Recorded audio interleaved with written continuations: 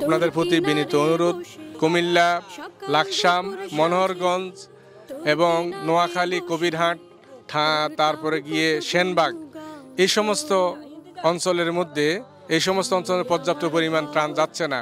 ফেনীর দিকে সকলেই যাচ্ছেন। মনোহরগঞ্জের অবস্থা খুবই ভয়াবহ।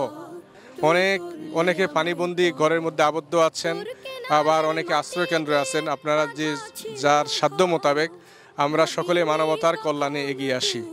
তো রাসূল করিম সাল্লাল্লাহু আলাইহি ওয়াসাল্লাম বলেছেন, খায়রুন নাস মান ইয়ানফাউন নাস, মানুষের মধ্যে সবচেয়ে উত্তম ব্যক্তি সেই ব্যক্তি যে মানুষের কল্যাণে কাজ করে।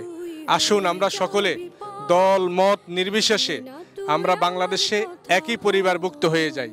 আল কোরআনের আলো ঘরে ঘরে জ্বালো, আল হাদিসের আলো ঘরে ঘরে জ্বালো, নারায়ে তাকবীর আল্লাহু আকবার, নারায়ে তাকবীর আল্লাহু আকবার। তাকওয়া আশরাফি ফাউন্ডেশন আজকে বন্যা দুর্গত এলাকায় যে অভিযান পরিচালনা করছি, এই এলাকার মানুষ এখন ঝুঁকিপূর্ণ অবস্থায় অবস্থান করছেন। বিশেষ করে যে বড় বড় রাস্তাগুলো দেখলাম এখন পানির প্রায় নিচে। তো আমরা আসলে সরেজমিনে একেবারে মানুষের দাঁড়িয়ে যাওয়ার জন্য একটা ইচ্ছা পোষণ করে একটা নৌকার যতটুকু ধারণ ক্ষমতা, সেই ধারণ ক্ষমতার আলোকে আমরা যাচ্ছি কয়েকটা পরিবারের কাছে।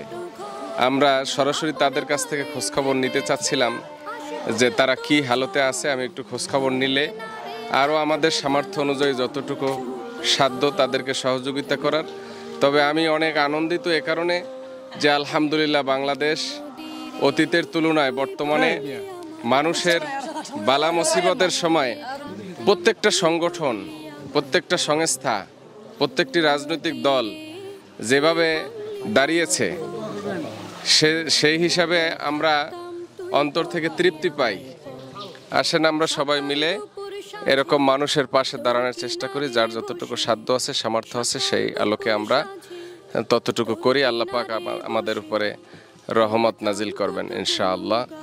আর তাকওয়া আশরাফি ফাউন্ডেশন আগামীর দিনে এই বাংলাদেশের সমস্ত দুর্যোগ এবং দারিদ্র্যের পাশে গিয়ে অবস্থান গ্রহণ করবে। সেরকম একটা অবস্থানে আর তাকওয়া আশরাফি ফাউন্ডেশন যাবে ইনশাআল্লাহ।